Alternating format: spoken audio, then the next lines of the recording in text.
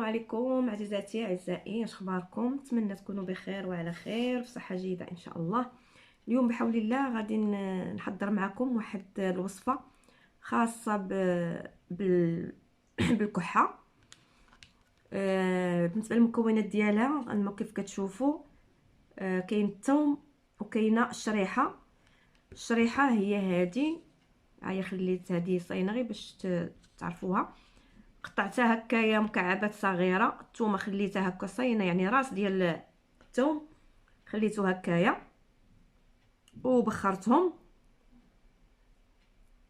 ودابا غادي نحاول انني نمعسهم بهاد الطريقه هكايا حتى يتمعسوا لينا مزيان وينسجموا جميع العناصر مع بعضياتهم، الثوم والشريحه.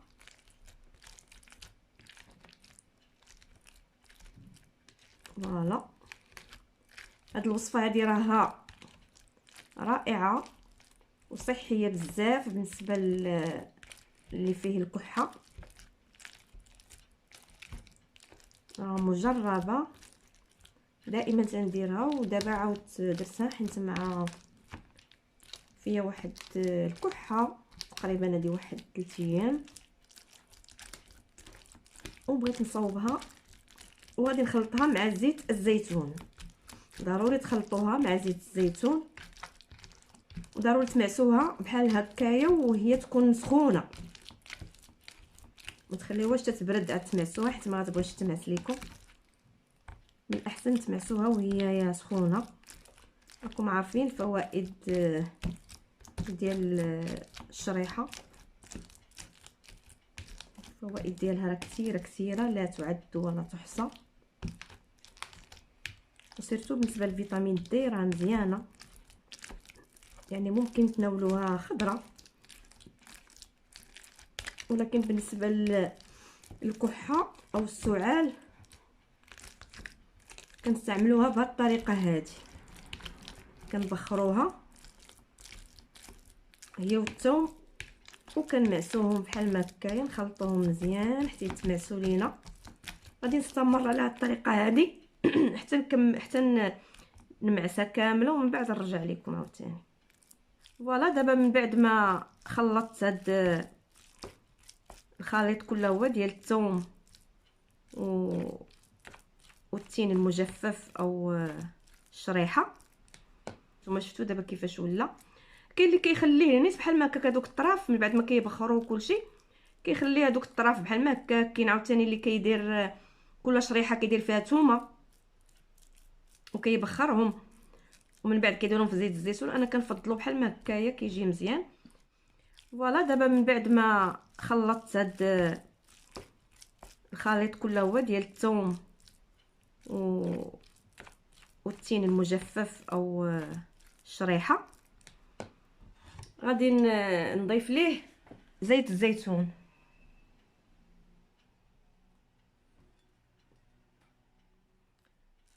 من بعد ما خلطت هاد الخليط هذا ديال الثوم والشريحه او التين المجفف، هانتوما شفتوا دابا كيفاش ولا.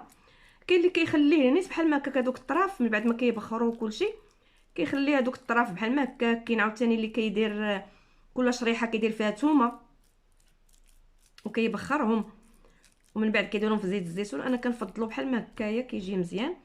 من بعد كندير فيه زيت الزيتون.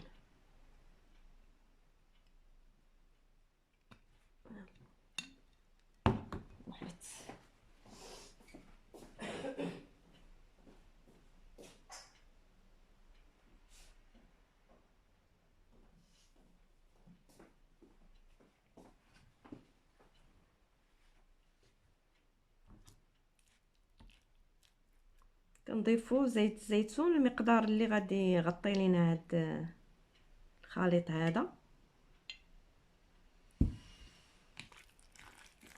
نحاولوا نحركوه مزيان.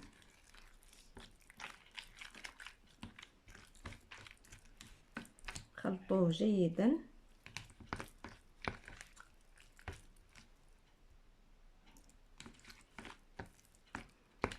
فهاد الخليط هذا كيف كتعرفون عنده فوائد كثيره كيف قلت لكم، يعني وفوائد صحيه. منها اولا يعني كيليق الكحه، هذه من الدرجه الاولى.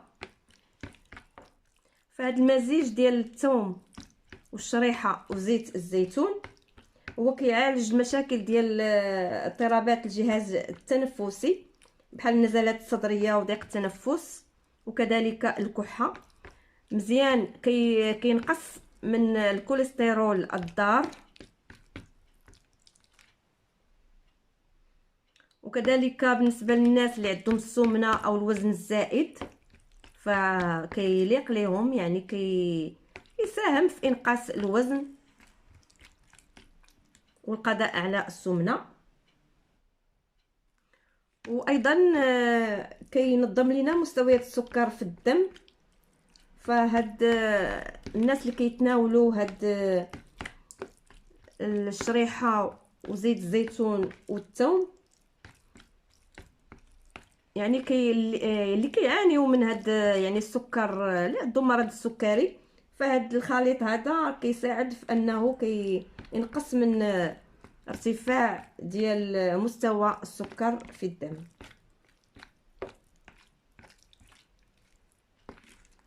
وكذلك راه كيعطي الجسم واحد الحيويه وواحد النشاط. يعني راه كيف كتعرفوا زيت الزيتون ولا الشريحه ولا الثوم فراه كلهم مفيدين للجسم، الا ما نفعوك راه ما غاديش يضروك. فوالا غادي نعاود نزيد شويه ديال الزيت. فوالا صافي غادي نخلطو مزيان، ومن بعد غادي نوضعو في واحد القرعه تكون ديال الزاج، ونسدو عليه ونبقاو نتناولوه كل نهار. كل نهار نتناولوه بحال مكايه بالليل تناوليه، او حتى بالنهار ممكن تناوليه، لانه كيف قلت لكم علاش مزيان الناس اللي عندهم زياده في الوزن. بحال الا كليتيه بالنهار راه كتحسي بالشبع، يعني كيعطيك واحد الاحساس بالشبع. داكشي علاش الواحد ما كيوليش ياكل بزاف، وبهكا كينقص من الوزن. وبالنسبه لي انايا في الحقيقه كنتناولو غير ملي كيكون فيا هاد الزكام ولا فيا الكحه يعني او السعال، كنستعملو بالليل، كنشربو بالليل باش تيدير باش كيأدي ليا المفعول ديالو. ديك الساعه كيكون بنادم مناعس، يعني ما كيتحركش، ما كيتعرضش لا للبرد لا لوالو، فالصدر ديالك تيسخن، وبهكا كتقدروا تشافوا. فوالا كانت هذه هي الوصفه ديال اليوم ديال الشريحه وزيت الزيتون والثوم لعلاج السعال. كنتمنى ان شاء الله ينال الاعجاب ديالكم وتجربوه. بالنسبه للناس اللي لا قدر الله يتصابوا بالسعال او الزكام فجربوا هذه الوصفه. هذه الوصفه دي راه معروفه على اي، انا غير صوبتها وبغيت نتقاسمها معكم. دمتم في رعايه الله، والى اللقاء في الفيديو القادم بحول الله ومع وصفه جديده. الى اللقاء.